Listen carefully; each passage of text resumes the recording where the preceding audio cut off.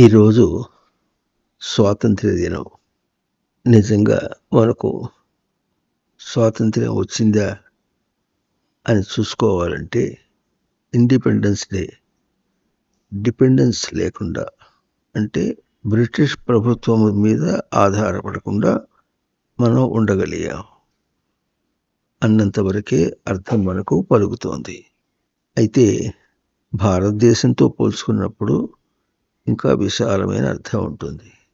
ముందు భారతదేశం అంటే భారత స్వభాసి స్వయంరత, తన ప్రకాశమునందు స్పష్టంగా ప్రవర్తించి ప్రీతిగా ప్రవర్తించుట భారత శబ్దానికి అర్థం. దేశం అన్నప్పుడు దిశ అతిసర్జనే అని, అటువంటి అవకాశం అంటే తన ప్రకాశంలో ప్రీతిగా ప్రవర్తించడానికి అవకాశము భారతదేశం అర్థం. భారతదేశం యొక్క భారతీయ జనత అంటే జనీ ప్రాదుర్భావే, అటువంటి టార్చ్ లైట్ వెలుగు మనకు ఉన్నది. అంటే తన యందు తాను ప్రీతిగా ప్రవర్తించటానికి తనకు వెలుగు అవకాశము వెలుగుగా ఉండటం భారతీయ జనత. అది మనమందరం కూడా అన్నమాట. అయితే ఇప్పుడు మనం ఇతరుల మీద ఆధారపడకుండా అన్నమాట వస్తే, ముందు ఎందుకు మనం బతుకుతున్నామంటే ఇది అర్థం కావాలి. తనను తాను తెలియటానికి, తాను తన యందు ప్రకాశించే స్వరూపము నిశ్చలమైన స్వరూపం, చంచలం కానటువంటిది, ప్రశాంతమైనటువంటి స్వరూపం. దాన్ని శాస్త్రం మనకు సచ్చిదానంద స్వరూపంగా చెప్పింది. అంటే సృష్టి అంతా కూడా ఉనికి స్వరూపం, ఉండుట, నిశ్చలంగా ఉండటం అని, ప్రశాంతంగా ఉండటం అనేటటువంటిది మనకు రచింపబడినటువంటి స్వరూపం. దానికి కొన్ని లక్షణాలను శాస్త్రం చెబుతుంది. తాను మోసపోకుండా ఎట్లాగంటే తన ఉనికిని తాను సరిగా చైతన్యవంతం చేసుకోవటంలో పొరపాటు పడి సరిపోయిందిలే అనుకోకుండా, అది తనకు ఎట్లా చేసుకున్నాడో తనకే తెలియాలి. ఇది ప్రకాశ లక్షణం. తనకే తెలిసి తరువాత దానిలో ఉండగలిగితే తెలిసి అనకుండా దానిలో ఉంటే తెలుస్తుంది, అంటే నివసిస్తే తెలుస్తుంది. ఇదే నివాస లక్షణం. ఉంటున్నానులే కాదు. ఇంకొక లక్షణం ఏమిటంటే విచారణ లక్షణం అన్నారు. అంటే తనకు సృష్టి రచనగా ఇచ్చినటువంటి ప్రశాంత స్వరూపాన్ని తాను స్వతసిద్ధంగా ఎప్పుడు అనుభవిస్తూ ఉంటాడు. దాన్ని ఏదో బయటగా పొందాలని ప్రయత్నం చేయడం అనేటటువంటిది ఇంకొక అంశం, మనం అందరం చేస్తున్నటువంటి అంశం. అది అప్పుడు ఏమవుతుంది అంటే అదేమో చంచల స్వరూపం, తానేమో నిశ్చల స్వరూపం. వెంటనే ఆ రెండు మనకు గ్రహింపుకు అందుతాయి. అప్పుడు మనం చేసే పొరపాటు మనకే తెలుస్తుంది. మన నిశ్చల స్వరూపం మనకు అందటం లేదు. ఇది ఎప్పుడు తెలుసుకుంటాడో అది తన ఎరుకకు తెచ్చుకోవటానికి ప్రయత్నం చేస్తాడు. ఇది తనకు జ్ఞాన లక్షణం, ఎరుకకు తెచ్చుకోవటం. ఆ తర్వాత ఎరుక తనకు పూర్ణం కావటం. ఎట్లాగైతే లోకంలో ఒక మంచి అలవాటు చేసుకుంటే ఆ అలవాటు కొంతకాలానికి తనకు స్వరూపంగా స్వతసిద్ధంగా చెదరకుండా ఎట్లా ఉంటుందో అట్లా సమృద్ధం కావటం. అప్పటికి ఉనికి, చైతన్య, ప్రకాశ, నివాస, విచారణ, జ్ఞాన, సమృద్ధి. ఉనికిని సత్ అంటారు. సత్, చైతన్య, ప్రకాశ, నివాస, విచారణ, జ్ఞాన, సమృద్ధి, 7 లక్షణాలు అన్నారు.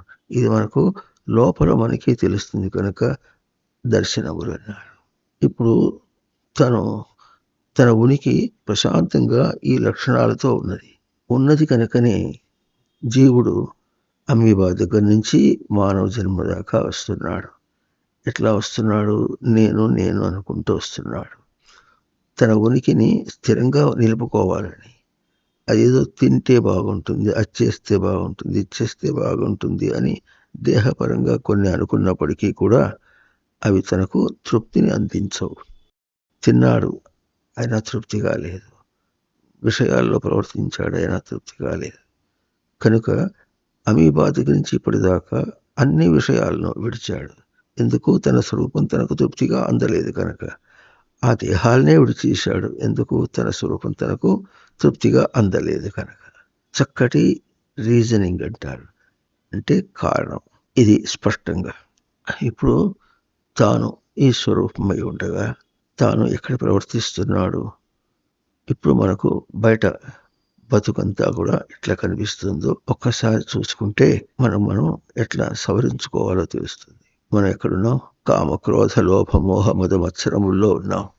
కోరిక, అందకపోతే కోపం, లేకపోతే మదం, మాత్సర్యం, ఇంకా లోభము, ఉండేది నాకే ఉండాలి, ఇంకోటికి ఎవరికి పోకూడదు. ఇటువంటి లక్షణాల్లో బతుకుతున్నాం.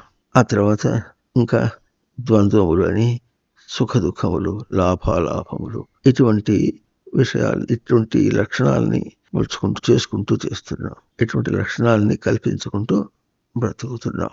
ఇది కూడా ఇంకొక విషయం. అయితే ఇప్పుడు మనకు కావాల్సిన విశేషం ఏమిటంటే, ఎప్పుడైతే తాను ఒక కోరికను ఆశ్రయించాడో అప్పుడు ఏం చేస్తాడు? తాను కోరికను ఆశ్రయించాడు కనుక తన నిజరూపమైనటువంటి ప్రశాంతతను ఆశ్రయించని వాడైనాడు. ఇది పోగొట్టుకున్నవాడైనాడు. కోపమైన దాన్ని ఆశ్రయించి దీన్ని పోగొట్టుకుంటాడు. బయట ఏదైనా సరే దాన్ని ఆశ్రయించడం అంటే దానివల్లనే బ్రతుకుతా, అది నాకు సత్యం అని ఎప్పుడు అనుకున్నాడో అప్పుడు ఈ లోపల స్వతసిద్ధమైన దాన్ని, సచ్చిదానందముల యొక్క స్మృతిని పోగొట్టుకుంటాడు. తనకు అది స్మృతి రూపంలో ఎప్పుడూ తనందే ఉన్నది. మన భాషలో నేను చేస్తూ ఉన్నాను, చేయుట బయట ప్రక్రియ, నేను ఉన్నాను అనేది లోపల తనకు స్వతసిద్ధంగా గుర్తిస్తున్న దాన్ని తాను పలుకుతున్నటువంటి స్వరూపం అది. ఇక్కడ మనకు స్పష్టంగా తెలుస్తుంది. ఇప్పటికీ రుజువు చేసింది బయటదంతా తనకు స్వరూపం కాదని తానే రుజువు చేసి బతుకుతున్నాడు. ఇది గుర్తించవలసినటువంటి విషయం అది. అయినా తనకు ఏం చెప్పాలి? నిర్లక్ష్యం చేస్తున్నాడు అందామంటే తెలిస్తే నిర్లక్ష్యం చేస్తాడు. దాన్ని అట్లా చెప్పడం లేదు. అజ్ఞానం, తెలియకపోవటం ఉంటుంది. తనకు లోపల ఒక పూర్ణమైన స్వతసిద్ధమైన రూపం పూర్ణంగా ఉన్నది అన్నటువంటి ఒక నిజము తనకు తెలియకుండా ఉన్నది. అందువలనే ఇన్ని విషయాల్లో మోసపోయినప్పటికీ కూడా ఇంకా బయటే వెతుకులాడుతున్నాడు మనిషి. ఇది మనం చేస్తున్నటువంటి తప్పు. ఆ తప్పు వల్ల మనం స్వతంత్రం వదిలేస్తాం. స్వతంత్రం అంటే స్వ అంటే తన యొక్క, తంత్రం అంటే విశాల భావం. తన విశాల భావం ఎంత విశాలం తాను అంటే అన్నిటినీ కూడా తాను తన స్వరూపంతోనే పోల్చుకోగలడు. అసలు విశాల పదానికి శాల్టు శ్లాఘాయామని విశేషంగా తనను తాను శ్లాఘించుకుంటాడు, మెచ్చుకుంటాడు, కావాలని కోరుకుంటాడు. తనను బయట తిరుగుతుందేమో అని చూసుకుంటాడు. తన ఎందు ఉండగా బయటకు ఎందుకు పోవాలి అన్న ఒక ప్రశ్న వేసుకుంటే పోవలసిన అవసరం లేదు. కానీ తెలియనందువల్ల, తన లోపల ఉన్నటువంటి స్వరూపం తెలియనందువల్ల పోతున్నాడు. తెలియకుంటే ఏమీ కనుక అది మాత్రం తనకు ప్రమాణంగా ఇప్పుడు ఉన్నది. ప్రమాణంగా తన స్వరూపాన్ని అందిస్తుంది. ఇది తెలిసేంత వరకు బయటికి పోతుంటాడు. బయటికి పోతున్నప్పుడు బయట సత్యం అనుకున్నాడు కనుక లోపల తెలియనందువల్ల తను బయటది తనకు ఎటువంటి అనుభూతిని ఇస్తే, ఎటువంటి అనుభవాన్ని ఇస్తే దాన్నే తీసుకోవాలి, తీసుకుంటాడు. ఎక్కడ వేరుగా కాకుండా అన్నిటి వల్ల తనకు అసంతృప్తి, దుఃఖము ఇవే తనకు వస్తూ ఉంటాయి. ఇది మనం తెలుసుకునేంత వరకు దాన్ని వెంబడిపోతాం. దుఃఖమే వస్తుంది, అసంతృప్తి వస్తుంది అని అదేనా తెలిస్తే అప్పుడు అక్కడి నుంచి మరలి లోపలితో పోల్చుకోవటం అనేది చేస్తాడు. పోల్చుకోవటం అనేది తెలిసి చేయటం వేరు, తెలియకుండా పోల్చుకోవడం. తెలియకుండా పోల్చుకొని అసంతృప్తిని విడిచిపెట్టేసి ఇంకో దానికి పోతున్నాడు. ఇది తెలియకుండా చేసింది. తెలిస్తే ఏం చేస్తాడు? ఇంకోదైనా అంతే ఉంటుంది కనుక దృష్టి అది కాదు. ఆ దృష్టికి బయట తిరగటంలో ఒక లౌకికమైనటువంటి నానుడు ఒకటి ఉంటుంది. ఏముంటుంది? తినటానికి బ్రతుకుతావా, బ్రతకటానికి తింటావా? అంటే ఇప్పుడు బయటికి మనం బయట పనులు అవన్నీ చేయాలా వద్దా అనేది అది కాదు ప్రశ్న. ఏ దృష్టితో చేస్తున్నావు? తినటం కోసం బతకటం చాలా తప్పు. బ్రతకడం కోసం తింటాం. అది అప్పుడు ఏమవుతుంది? ప్రధానం బ్రతుకుట. బ్రతుకుటను పోల్చుకొనుట, జీవించుటను పోల్చుకొనుట. తినట కోసం బతికామంటే బ్రతుకంతా తినుట ప్రధానంగా ఉంటుంది. కనుక బయటిది ప్రధానం కాదు, తను ప్రధానంగా ప్రవర్తించటం. ఇప్పుడు మనం ఏం చేస్తున్నాం? బయట ప్రధానంగా ప్రవర్తిస్తున్నాం. ఈ తప్పుని మనం సవరించుకోవాలి. ఇప్పుడు ఈ సవరణకి బయట ఎన్నెన్ని రంగాల్లో మనం ఇట్లా చేస్తున్నామో కొంచెం ఆలోచన చేస్తే, మొదటిది విద్య. విద్య, చదువు అని మనం అనుకుంటున్నాం. ఆ పదం మనం వాడుతున్నాం. బయటవన్నీ విద్య అనుకుంటున్నాం. ఒక చిన్న ఉదంతంతో అర్థం చేసుకుందాం. అలనాడు న్యూటన్ గారు చూస్తుండగా చెట్టు నుంచి యాపిల్ పండు భూమి మీద పడింది. భూమికి ఆకర్షణ శక్తి ఉన్నది అని వెంటనే ఆయన ఒక సిద్ధాంతాన్ని, సైన్స్ని చెప్పేశారు. ఇప్పుడు మనం కొంచెం ప్రశ్న వేసుకుంటే, భూమికి ఆకర్షణ శక్తి ఉన్నదని భూమి తనకు చెప్పలేదు, ఇంకా చెట్టు చెప్పలే, యాపిల్ పండు చెప్పలే. మరి ఎవరు చెప్పారు? తన తెలివే తనకు చెప్పింది. అయితే తన తెలివి ఎటువంటిది? అభౌతికం. తనకున్నటువంటి కామ, క్రోధ, లోభ, మోహ, మద, మత్సరములు, ద్వంద్వములు అన్నీ కూడా భౌతికమే. వీటికంటే అతీతంగా తనకున్న సచ్చిదానంద స్వరూపములు, సచ్చైతన్య ప్రకాశ నివాస విచారణ జ్ఞాన లక్షణములు అన్నీ కూడా అభౌతికమే.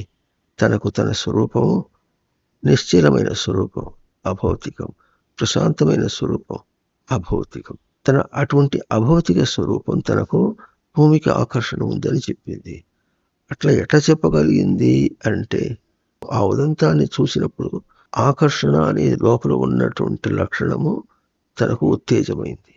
ఆకర్షణ అంటే ఆస్మృతో కర్షతీతి అని అన్నాడు. అంటే స్మృతిలో కృషి చేస్తున్నాడు. అవతల దాన్ని చూచేటప్పుడు దాన్ని చూడటం లేదట. తన స్మృతి ఏమిటిది? సచ్చిదానందముల స్మృతి. సచ్చిదానందముల యొక్క స్మృతిలో కృషి చేస్తున్నందువల్ల అప్పుడు ఆ కృషి తనకు బయట భూమికి ఉన్నది అని గుర్తించాడు. బయట భూమికి ఉన్నది అది భౌతికం, ఫిజిక్స్. తనకు ఉన్నటువంటి ఆకర్షణ అభౌతికం. భౌతికమును అభౌతికంతో దర్శనం చేసి తెలుసుకున్నాడు. అభౌతికంగా ఆ దర్శనం తన దగ్గరే లేకపోతే, తనకు తెలివే లేకపోతే అవతల దాన్ని చూడలేడు. అంతకుముందు చాలా మంది చూశారు, ఎత్తి ఈ విధంగా ఒక నిర్వచనంగా చెప్పలేదు. ఎందుకు చెప్పలేదు? లోపల దర్శనం చేయలేదు కనుక అది చెప్పలేదు. అంటే విరిసి ఇప్పుడు మనకు కావాల్సింది ఏంటంటే, లోపల తనకు పూర్ణమైన స్వరూపం ఉన్నది. ఆ లోపల పూర్ణమైన స్వరూపమే తనకు విద్య. విద్య అనే పదానికి కూడా సంస్కృత భాష చక్కగా నిర్వచనం చేసి చెప్తుంది. 5 ధాతువులు ఉన్నాయి. విద సత్తాయా, విద చేతన ఆఖ్యాన నివాసేషు, విద జ్ఞాని, విద విచారణి, విద్రలాభి అని 5 నిర్వచనములలో 7 స్వరూపాలని, సచ్చైతన్య ప్రకాశ నివాస విచారణ జ్ఞాన లక్షణములు తనకు విద్య. అవి తనలో ప్రవర్తించుటే తనకు విద్య. ఇప్పుడు ఈ విద్యను చదవాలి. ఇప్పుడు ఏం చేశారు? న్యూటన్ గారు ఎట్లాగైతే బయట దాన్ని చూసి ఫిజిక్స్ అంటే భౌతిక శాస్త్రం, భౌతిక శాస్త్రాన్ని చెప్పారు. కానీ అప్పుడు తనకు నిజంగా అటువంటి భౌతిక శాస్త్రాన్ని అందించినటువంటి అభౌతికమైనటువంటి తన సచైతన్య ప్రకాశ నివాస విచారణ జ్ఞాన సమృద్ధి అన్నటువంటి లక్షణముల యొక్క విద్య బయటికి చెప్పలేదు. అంటే అభౌతికమైనటువంటి విద్య బయటికి చెప్పాలి.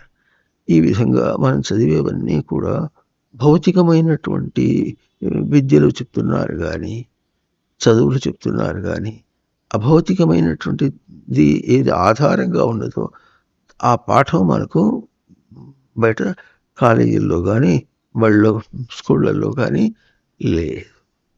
అంటే మన చదువు, మన విద్య కాదు. చివరికి ఏమవుతుంది? బ్రెడ్ ఎర్నింగ్ ఎడ్యుకేషన్, పొట్టకోటి విద్య. పొట్టకోటి విద్య చదువుతున్నాం, అంతేగాని పొట్టకోటి చదువు అంటున్నారు.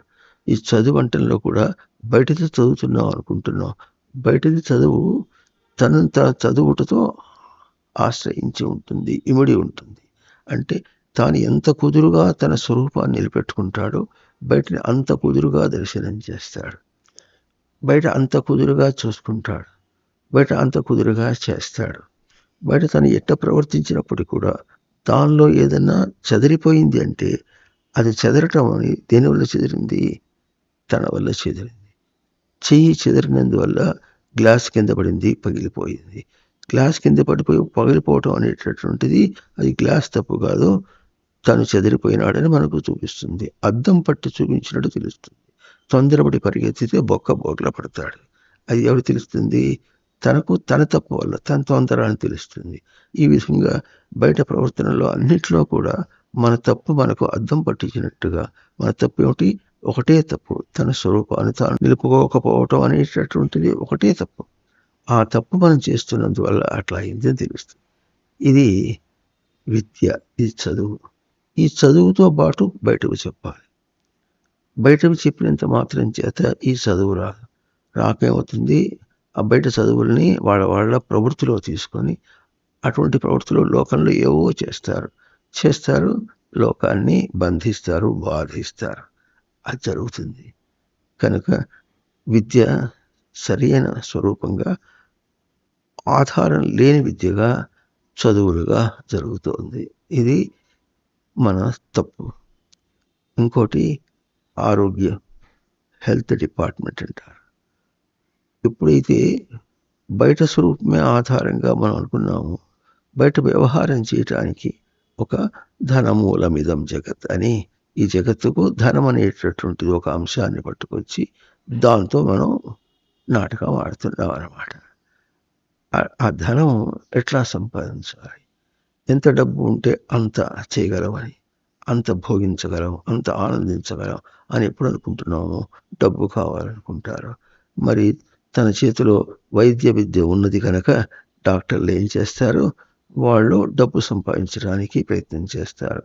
మరి దేహానికి ఏమైనా రోగం వస్తే చచ్చిపోతానేమో అని మనిషికి భయం కనుక వాడిని ఎంతైనా భయపెట్టి వాడి దగ్గర నుంచి డబ్బు గుంచడానికి ప్రయత్నం చేస్తారు. వాడికే కనుక ఇన్సూరెన్స్ వస్తుంది, 2 లక్షలు 3 లక్షలు వస్తుందంటే వాడు మన దగ్గరికి వస్తే ఏం చేస్తాడు డాక్టరు? వాడి దగ్గర డబ్బు గుంజేంత వరకు కూడా ఆ రోగాన్ని పెంచి విశాలం చేసి ఆ డబ్బు గుంజుకుంటాడు మొత్తానికి. అట్లా జరుగుతుంది. అంతేగాని నిజంగా ఒక ఆరోగ్యం ఇవ్వటం అంటే దేహానికి ఆరోగ్యం ఇచ్చినందువల్ల తాను మానసికంగా ఆరోగ్యంగా ఉంటాడు, ఆ తర్వాత ప్రశాంతంగా ఉంటాడు. ఇది మానవ సేవ అన్న దృక్పథం వాళ్ళలో ఉండటం లేదు. ఇది ఇంకొక తప్పు లోకంలో జరుగుతుంది. అట్లాగే డబ్బు ఆధారంగానే రక్షక భటులు కూడా భక్షక భటులుగా ఉన్నారు. హెరాస్ చేయటం, మనుషుల్ని బెదిరించటం, అటువంటివి చాలా జరుగుతుంటాయి. ఈ మధ్య యూట్యూబ్లో చాలా చూపిస్తున్నారు. జరుగుతున్నటువంటిది కూడా నిజంగా వాళ్ళని రక్షించేటటువంటి బుద్ధి, రక్షణ అనేది పారమార్థికమైంది కూడా.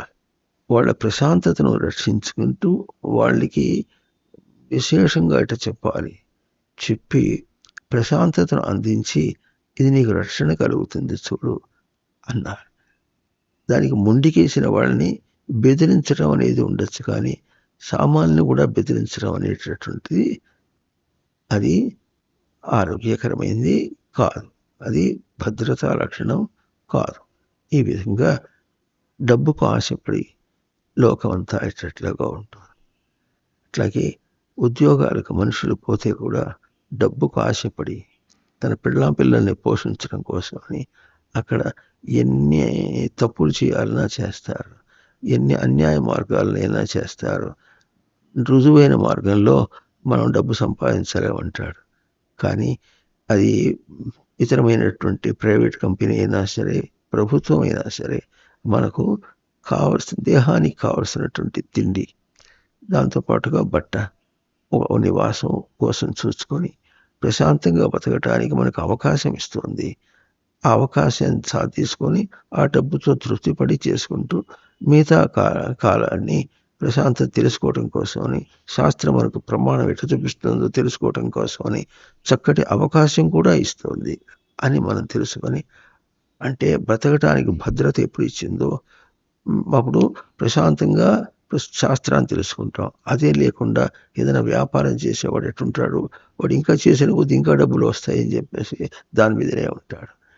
కనుక అటువంటి దాని నుంచి మనం తప్పించుకొని ప్రశాంతతకు మనకు అవకాశం ఇచ్చింది కనుక ఆ అవకాశంలో బతకటం అనేటటువంటిది సరి అయినటువంటి పద్ధతి. కానీ ఉద్యోగాలు చేసేవాళ్ళు కూడా చాలామంది ఏదో వాళ్ళ శక్తిని అనుసరించి ఎంతైనా తన ఎంప్లాయర్ నుంచి, తన ఉద్యోగం ఇచ్చిన వాళ్ళ దగ్గర నుంచి ధన రూపేణ ఇంకో రూపంలో ఏదో తృప్తియో ఆనందమో ఏదో సంపాదించాలని అనుకుంటారు. కానీ తృప్తిగా ఉండాలనేటువంటి తెలియదు. తనకు తన స్వరూపం యొక్క నిశ్చలత్వము, తృప్తి, దానివల్ల తృప్తి తెలియటం లేదు. ఇకపోతే సంసారం అంటే మనకేం తెలుసు? భార్య, పిల్లలు, తల్లిదండ్రులు, బంధువులు, రావటం పోవటం, ఆదరణ, అభిమానాలు, ఇంకా ఏవో ఇటువంటివన్నీ ఇవే అంత బయటగానే అనుకుంటారు. సంసరతీతి సంసార శ్రమ అవైకల్యే వికలం కాకుండా సరతి ప్రవర్తించుట సంసారం. ఇది మనకు తెలుస్తుందా? సంసారం అంటేనే ఏదో స్వామి చెప్పినట్టుగా ఇంటిలోని పోరు ఇంతింతగాదయా. సంసారం అంటేనే పీక్కు తింటాం అన్నటువంటిది ఉంటుంది. అయినా నా వాళ్ళు అనుకుంటూ చేసినందువల్ల ఏమవుతుంది? అటు విడవటానికి కష్టంగానే ఉంటుంది, పట్టుకోవటానికి కష్టంగానే ఉంటుంది. అట్లా ఉంటుంటారు. దీనిలో ఏమవుతున్నది? పరంపరగా మగవాడి యొక్క ఆధిక్యత. నేను మగవాడిని, నేను పెద్దవాడిని, నేను అథారిటీ చేస్తా అనుకుంటూ ఆడపిల్లల మీద పెత్తనం చేయకపోతే వాడు కొన్నాళ్ళు ఆగాడు. తర్వాత ఆగలేక మేము మాత్రం ఏం తక్కువ తిన్నాం గనక అని తిరగబడటం అనేటటువంటి వస్తుంది. ఇటువంటి ఈ దుష్టపు అస్తవ్యస్తం అంతా కూడా దేనివల్ల వస్తుంది? అది మనకు మాటి దేనివల్ల వస్తుంది? తన ప్రశాంత స్వరూపం, తన ప్రశాంతమైనటువంటి సచ్చిదానంద లక్షణములు తెలియనందువల్ల, దానికోసమే తను బతుకుతున్నాడు అని కూడా తెలియటం లేదు. ఏమి తెలియనందువల్ల, అజ్ఞానం వల్లనే ఇవన్నీ కూడా కలుగుతున్నాయి అన్నమాట. అందువల్ల ఏం చేయాలి? చక్కగా వాళ్ళకి ఇది తెలియచేయాలి. పురుషుని ఆధిక్యత ఎంతవరకు అంటే, ఆధిక్యత అంటే ధారణ అనర్థం. అంటే స్త్రీ యొక్క స్వరూపం ఎటువంటిది? చాలా ప్రశాంతమైనటువంటి స్వరూపం, ప్రకృతి యొక్క స్వరూపం. ప్రకృతి ఎంత ప్రశాంతంగా మనని ఓర్చుకుంటుందో, ఇంతమంది ప్రజలు ఇంతగా ప్రవర్తిస్తున్నప్పటికీ కూడా ఎట్లా ఓర్చుకుంటుందో అంతటి ఓర్పు, భూమికి ఉన్నంత ఓర్పు ఆడపిల్లకు ఉంటుంది. ఇది సృష్టి నైజం, సృష్టి యొక్క రచన అది. అయితే వాళ్ళకి అందరికీ ప్రవృత్తుల్ని ఇవ్వటం అనేటటువంటిది తల్లిదండ్రులను సంక్రమిస్తుంది, తన సంస్కారం చేత కూడా సంక్రమిస్తుంది. అది వాళ్ళకి తెలియచెప్పి ఎంత దాకా ఓర్పు ఉంటుందంటే, జగన్మాత ఎట్లాగైతే జీవులందరినీ కూడా క్రమంగా తీసుకొచ్చి స్వామి యొక్క లక్షణానికి ఇచ్చి, అంటే వాళ్ళు పుణ్యపురుషులుగా ప్రశాంత స్వరూపులుగా ఉండటానికి చేయాలనో ప్రకృతి అట్లా చేస్తుంది. మన ప్రకృతితో మనం ఎంత చెదిరిపోయినా మనని సవరించడానికి ప్రకృతి చేస్తుందో అంత పని చేయగలదు ఒక స్త్రీ. అంత పని పురుషుడి కంటే కూడా అధికంగా తను చేయగలదు. ఇది పురుషుడు గుర్తించాలి. పురుషుడుగా అయితే స్వామి, మరి శ్రీమన్నారాయణ అంటామో, ఇంకో దేవుడు ఎవరి పేరు చెప్పుకున్నా ఎట్లా అనుకుంటామో, వాళ్ళకి ప్రకృతి యొక్క ఈ నైజం తెలుసు. ప్రకృతిని ఆదరిస్తాడు. అంతేగాని వాళ్ళు మొగుడు పెళ్ళాలని అర్థం కాదు. పార్వతీ పరమేశ్వరులు అంటే 3 పిల్లలు కాదు, లక్ష్మీనారాయణ అంటే 3 పిల్లలు కాదు.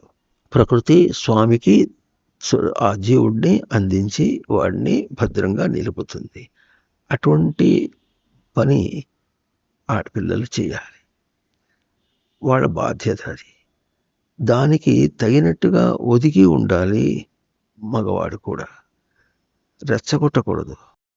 ఇంట్లో ఉండే వాళ్ళు ఎవరూ కూడా మొగుడు పెళ్ళాం, తల్లి తండ్రి పిల్లలు బంధువులు కాదు. వాళ్ళందరూ కూడా సృష్టి ఇచ్చిన రచన చేత వాళ్ళు సచ్చిదానంద స్వరూపములే. అని తనకు తెలిసి తాను ఆ రూపములతో తిరగటం లేదు, పలకరించటం లేదు, సచ్చిదానంద స్వరూపముతో పలకరించుకుంటూ ఉంటే అప్పుడు తాను సచ్చిదానంద స్వరూపము, వాళ్ళు సచ్చిదానంద స్వరూపములే అని తెలుసుకుంటూ చేసినప్పుడు ఏమవుతుంది, తను తాను సవరించుకోవటానికి, వాళ్ళు సవరించుకోవటానికి అవకాశం. అప్పుడే అది సంసారం, వికలం కాకుండా ప్రవర్తన అనే సంసారం అవుతుంది. అది తెలియకపోతే చెదరిపోయేటటువంటి సంసారం అవుతుంది. సంసార పదమునకు చెదరిపోవట అని అర్థం లేదు. లేని దాన్ని మనం కల్పించుకొని బతికితే మనమే తొత్తునీయలైపోతాం. అవునా? అందువల్ల ఇది ఒక బాధ్యత. ఇంతటి బాధ్యత మరి గట్టిగా ఆడపిల్ల మగవాడిని దండించి చెప్పలేదు, బోధించి కూడా చెప్పలేదు. మరి ప్రవృత్తిలో ఉంటే మగవాడు కూడా పిల్లలకి చెప్పలేరు. తల్లిదండ్రులు ఉన్నారంటే వాళ్ళకి వాత్సల్య బంధం చేత వాళ్ళు చెప్పలేరు. ఇది చేయడం కష్టంగా ఉంటుంది. అది కాకుండా వ్యవహారం ఎట్లా ఉంటుంది, ఎప్పటికి ప్రస్తుతం అన్నట్లుగా తిండి తిప్పల కోసం అని ప్రయత్నం అనేటటువంటి చాలా ఉంటాయి. ఈ వ్యవస్థలో ఇది తప్పకుండా జార్ చేస్తారు. ఎందుకో అది ముందు గొప్పగా అవసరంగా నిత్యావసరంగా మనకు కనిపిస్తుంది కనుక జార్ చేస్తారు. ఇటువంటి పరిస్థితుల్లో అందులో ఇంకా లోకంలో ఎప్పుడైతే బయట మరి ధరలు పెరిగిపోయినాయి, అవని ఇవని ఇటువంటివి ఏవో చెప్పుకుంటే ఏవో ఉంటాయో, అన్నీ ఉంటే మాత్రం వాటి కోసం పోతాడు. అప్పటికే బుర్ర తినేస్తూ ఉంటుంది వాడికి. అందువల్ల ఇంత ప్రశాంతమైనటువంటి విషయాన్ని వాళ్ళు తీసుకొని చేసుకోలేకపోతారు. అట్లా కాకుండా ఏదైనా భగవంతుడు నమ్మటం అనేటటువంటి భక్తి గిత్తి ఏమైనా ఉన్నా అది కూడా పరిమితంగానే ఉంటుంది. ఎందుకు పరిమితంగా ఉంటుందంటే భగవంతుని యొక్క స్వరూపం స్వచ్ఛమైనటువంటి స్వరూపం, ప్రశాంతమైనటువంటి స్వరూపం. అవి ఆ లక్షణాలను తను అభ్యాసం చేస్తే తనకు తెలుస్తుంది. గొప్ప సైన్స్ కూడా తాను ప్రశాంతంగా అర్థం చేసుకుంటే తనదైతే అప్పుడు తన సైంటిస్ట్ అవుతాడు. తన ప్రయత్నం లేకుండా అది రాదు. అట్లాగే స్వామిని అర్థం చేసుకోవాలంటే స్వామి లక్షణముల్ని తాను అభ్యాసం చేయాలి. అది చూపిస్తోంది ఈ చక్రం. సచ్చిదానంద లక్షణములు ఆధారంగా తాను ఈ దేవ లక్షణాలని అభ్యాసం చేయాలి. క్రీడా, విజిగీష, వ్యవహార స్థుతి, ద్యుతి, మోద, మద, స్వప్న, కాంతి, గతి అనేటటువంటి 10 లక్షణాలను అభ్యాసించటమే తనకు దేవలక్షణం. ఆ దేవుడు తనలో దర్శన స్వరూపం అవుతుంది. అవి అభ్యాసం చేసి దాని యందు సామర్థ్యమును సంపాదించటం, నిలుపుకోవటానికి సామర్థ్యం సంపాదించటం శక్తి, జ్ఞాన, తేజో, వీర్య, బల, ఐశ్వర్య లక్షణములు. ఇది భగవాన్ లక్షణములు. ఇది జీవుని యొక్క స్వరూపం. దీనికోసం ఉన్నారు ఇంట్లో మరి మగవాడైనా ఆడపిల్లైనా పిల్లలైనా పెద్దవాళ్ళైనా ఎవరైనా ఈ లక్షణములతో రచింపబడ్డారు. ఈ లక్షణములు తెలియకపోతే తెలుసుకోవటం కోసం ఉన్నారు, వేరే దానికోసం కాదు. దానికోసం తిండి తిప్పులు అనేటటువంటి వ్యవహారమును అది ప్రధానంగా కాకుండా, అంటే తిండి ప్రధానంగా కాకుండా ఇట్లా నిజంగా జీవించడం ప్రధానంగా చేయటం అనేటటువంటిది చాలా కావాల్సింది. ఇది వాళ్ళకే వాళ్ళు చేయటం కాదు. పోనీ ఎవరైనా తెలిసినటువంటి జ్ఞానుల ద్వారా చెప్పించాలంటే జ్ఞానం చెప్పడం ఎట్లా ఉంటుంది, ఇష్టమైన వాళ్ళు వింటారు, కష్టమైన వాళ్ళు, కాదన్న వాళ్ళు, నిర్లక్ష్యం చేసిన వాళ్ళు, తెలియని వాళ్ళు వదిలేసుకుని తిరుగుతారు. అందరికీ చెప్పలేరు. కనుక దీని బాధ్యత సమాజమే కాదు, ప్రభుత్వంది కూడా. ప్రభుత్వము ఈ విలువ తెలుసుకొని దీన్ని ఒక హంబుల్ బిగినింగ్ అంటారు. ఎందుకంటే ఇది గబుక్కన ప్రభుత్వం ఇవాళ చెప్పేస్తే అందరికీ అయిపోతుంది, ఓవర్నైట్గా అందరూ మారిపోతారని అర్థం కాదు. వాళ్ళు ఇది ప్రధానంగా తెలుసుకోవాలి.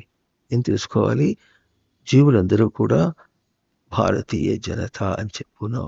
తనలో ప్రకాశిస్తూ తన రచనగా ఉన్నటువంటి సచ్చిదానందము తనకు ప్రకాశిస్తూ ఉంటే దాని యందు ప్రీతిగా ప్రవర్తించటం, తనకు వెలుగుగా ఒక టార్చ్ లైట్గా అదే దృష్టితో లోకం తిరగటం అనేటటువంటిది భారతీయ జనత అని అర్థం. అది ఆ భారతీయ జనతా లక్షణాన్ని వాళ్ళకి తెలియచెప్పడం అనేటటువంటిది ఒక హంబుల్ బిగినింగ్. అంటే ఉదాసీనంగా ముందు చక్కగా చెప్తే క్రమంగా వాళ్ళకి అర్థమవుతుంది. వాళ్ళే అయిపోతుందనే ఆశ కాదు, అది శాసనం కాదు. ఎందుకంటే ఒక విధంగా శాసనమే, అంటే దండించిన శాసనం కాదు, ప్రీతిపూర్వకంగా. ఉదాహరణ ఎట్లా ఉంటుందంటే, వైద్యుడు మందిస్తే దండించి ఇవ్వలే, తింటే నీ ఆరోగ్యం బాగుపడుతుందని వాడికి తెలిస్తే అప్పుడు తన ఆరోగ్యం బాగుపడటం కోసం అది తింటాడు. అయినా డాక్టర్ ఏం చేస్తాడు, ఆ మందు ఇస్తే నీకు తగ్గుతుంది అని చెప్పడం అది శాసనం అంటే దండించి కొట్టిన శాసనం కాదు, వాని యొక్క అవసరాన్ని చూపించినటువంటి శాసనం. అట్లా శాసనం చేసి నీ అవసరం అందరిట్లా బతకాలని చెప్పి అటువంటి అవసరమే లోకానికి ఇవ్వాలి. ఏ ప్రాజెక్ట్స్ ఉన్నప్పటికీ జీవన విధానాన్ని దేశంలో ఏం చేయాలన్నా సరే అటువంటి ఆ దృష్టి కోసమే చేయాలి అన్న దృష్టి ప్రభుత్వం కూడా నిలుపుకొని దాని తగినట్లుగా చేయాలి. అయితే తెలియనందువల్ల, ప్రభుత్వానికి కూడా తెలియనందువల్ల, ప్రభుత్వ అధికారులకు తెలియనందువల్ల ఇప్పుడు ఇంకా కొన్ని విశేషాలు జరుగుతాయి లోకంలో. అవకాశం ఉంటుంది, తెలిస్తే ఎవరు తప్పు చేయరు, తెలియకపోతేనే చాలా అగచాట్లు జరుగుతాయి. ఇట్లా జరుగుతున్నది. ఇప్పుడు ఒకసారి చూసుకుంటే, ఇప్పుడు వెనుక రోజుల్లో ఉద్యోగం అనేవాళ్ళు. ఉద్యోగం అంటే అంటే నిరంతరంగా తనలో ప్రవర్తిస్తున్నట్టు స్వరూపానికి యోగం చేరుట. అంటే బయట ఏం పని చేసుకుని డబ్బు సంపాదించినా అది ఉద్యోగమే. తనలో నిరంతరమైనటువంటి స్వరూపాన్ని తెలుసుకోవటానికి చేసే ప్రయత్నమే కానీ అక్కడి నుంచి డబ్బు సంపాదించే ప్రయత్నం కాదు అనే పదంతోనే ఉద్యోగం అనేవాళ్ళు. ఈ రోజున జాబ్, పని చేసి డబ్బు కావాలంటారు కానీ డబ్బు ఇచ్చినప్పుడు తగినట్టుగా పని చేయాలనేటటువంటి ఆ రివర్సిబుల్, ఆ ఎదురైనటువంటి విషయం కూడా వాళ్ళ దృష్టిలోకి రాదు. అందువల్ల చాలా చిందరపందరగా ఉంది లోకమంతా కూడా. కనుక ఈ విషయాన్ని తెలుసుకొని చక్కగా ఆడపిల్లలు ఏం చేయాలి, పిల్లలను స్పష్టంగా కని పెంచటం అనేటటువంటి దాని మీద చూపించినప్పుడు భారతీయమైనటువంటి జనతా లక్షణానికి వాళ్ళు ప్రభుత్వానికి సహకరించిన వాళ్ళు అవుతారు. అట్లాగే దాని యొక్క బాధ్యత తెలుసుకోవాలి. ఈ బాధ్యత ఇద్దరికీ ఇచ్చిన బాధ్యత ఎట్లా ఉండాలి, పెళ్లి చేసుకో మునిపే వాళ్ళకి చక్కగా నచ్చ చెప్పాలి. బాల్యం నుంచి నచ్చ చెప్పడం అనేటటువంటిది విశేషం. అప్పుడు అది విద్య అవుతుంది, ఆరోగ్యం అవుతుంది, రక్షణ అవుతుంది. విద్య తనకు తానే, ఆరోగ్యం తనకు తానే, రక్షణ తనకు తానే చేసుకునేటటువంటి చేసి అటువంటి వ్యవస్థతో చేయాలి. కానీ తెలియనందువల్ల ఈ రోజున కొన్ని అవాంతరములు జరుగుతున్నాయి. దానిలో విశేషించి ఉద్యోగం అంటే వేరేదో అనుకొని చివరికి ఇన్ఫర్మేషన్ టెక్నాలజీ ఒకటి లోకం వచ్చేసింది, బాగా వచ్చి దానివల్ల కొన్ని మంచి మంచి వసతులు మనకు వస్తున్నాయి. బాగుంది, అంతవరకు బాగుంది. అయితే దాన్ని ఎప్పుడైతే డబ్బు ఆశతో లోకం ఉన్నదో దాన్ని దుష్టంగా ప్రవర్తించి మోసం చేసేటటువంటిది కూడా లోకంలో జరుగుతోంది. ఎంత మోసం జరుగుతుందంటే, వెనక రోజున ఒక దొంగ ఇల్లు దోచుకోవాలంటే ఇంటికి కన్నం కొట్టి లోపలికి పోయి సొమ్ము తీసుకుని వెళ్ళిపోవాలి. ఇది దొంగతనంగా ఉండేది. ఈ రోజున ఎదురుగా నిలబడి మిత్రుల్లాగా మాట్లాడుతూ వాళ్ళు దానంతా దోచుకోవచ్చు. అట్లా ఉంది ఇన్ఫర్మేషన్ టెక్నాలజీ ఇప్పుడు ఈ రోజున.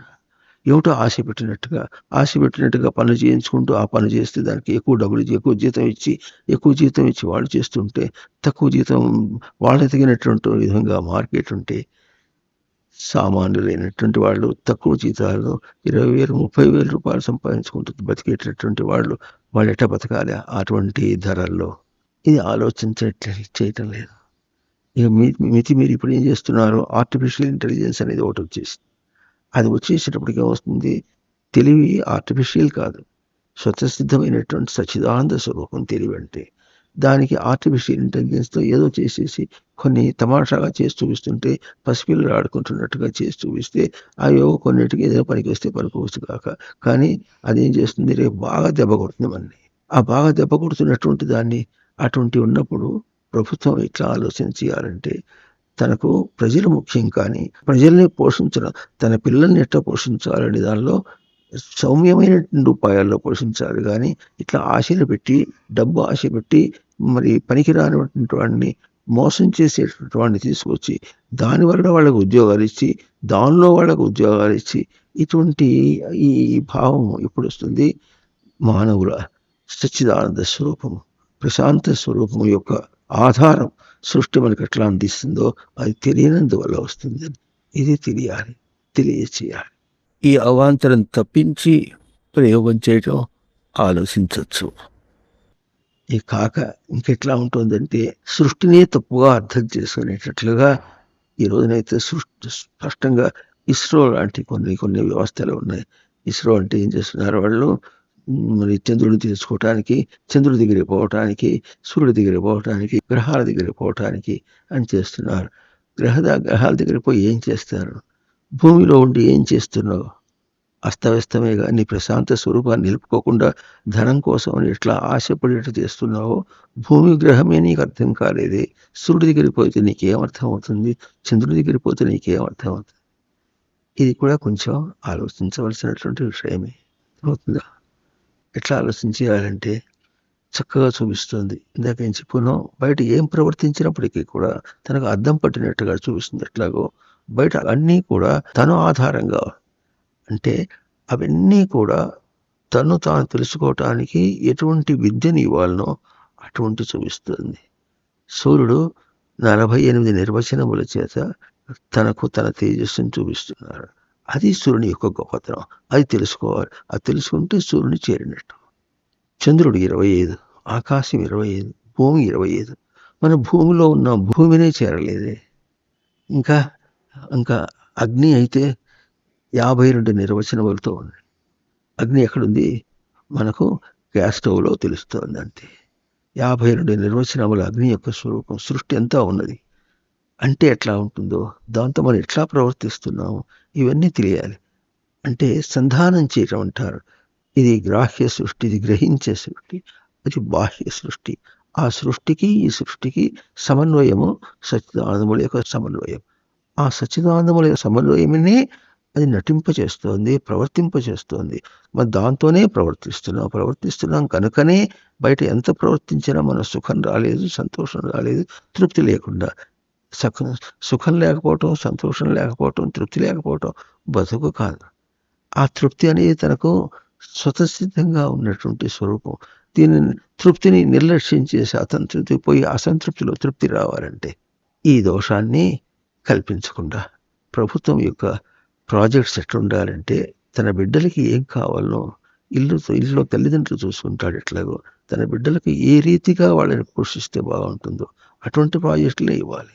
బాగా అతీతంగా ఇంకో మాట చెప్తాం, అవసరమైతే డబ్బు తీసేసినా సరే, డబ్బు తీసేసి పిల్లల్ని పోషిస్తా. అన్ని గవర్నమెంట్ ప్రాజెక్ట్స్ ఎట్లా ఉంటుంది? కొంచెం ఆలోచన చేస్తే తప్పకుండా తన ఆలోచన అంటే ఆస్మృతో లోచతే. ఆలోచన అంటే తన ప్రశాంతతతో పోల్చుకుని చూస్తే అంతే అర్థం.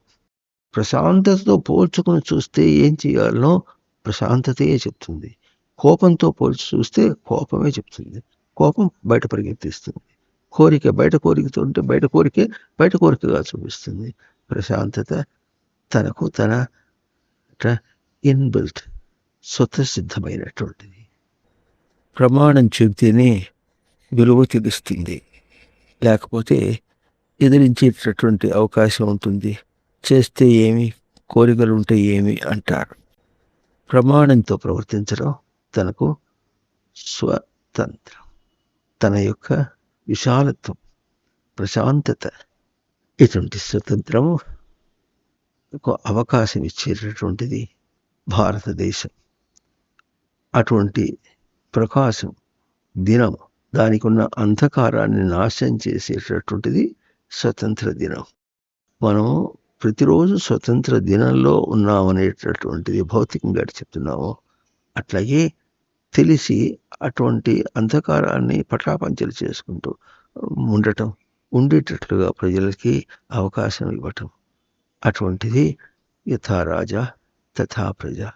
రాజులు అవకాశం ఇస్తే దానికి మీద అల్లుకుంటారు ప్రజలందరికీ. అంతేగాని వాళ్ళని మీరే చూసుకుంటారు అంటే వాళ్ళు ఎట్లా పిల్లలు ఎట్లా అల్లరే చేస్తారు. ఎట్లాగో లోకానికి చేత కాదు.